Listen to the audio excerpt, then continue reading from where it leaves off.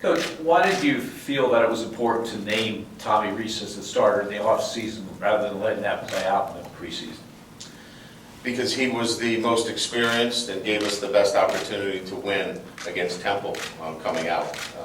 I didn't name him the starter for all 13 games. I named him the starter for Temple, and my expectations is that he would take the job and continue to lead our football team. But he was the most experienced. He's won. He's obviously knows our offense very well. He's a senior, well respected. He's got all the things. It was really a quite easy decision from that standpoint. Everett's not here, he's not part of the team. Do you guys have a specific plan for where he's going to be and what he's going to do? Because obviously both you and he both expect to be back in January. Yeah, we expect him back in January. There'll be a plan in place. It's still in flux right now, but we're in communication with Everett. Coach Martin's been talking to him virtually daily. I've talked to him a few times now.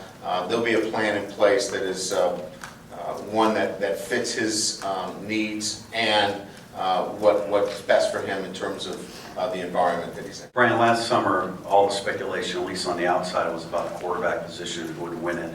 This summer, more so the running back position. Other than George Atkinson getting the first crack at things, how do you anticipate that position unfolding?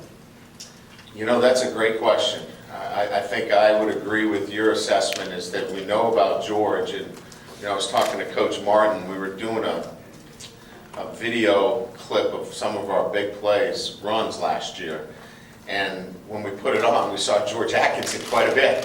So we know we've got a big play guy in George. Now he's got things that he's got to continue to work on, ball security, low pads, all the things that everybody in this room knows about. But Cam McDaniel, showed us that he can be a very good back for us as well. So we've got two guys that have done it and that we've seen.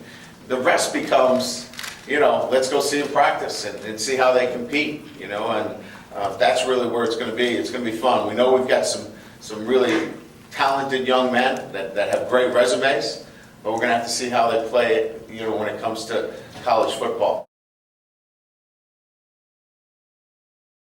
I just want to make sure I'm understanding you correctly there.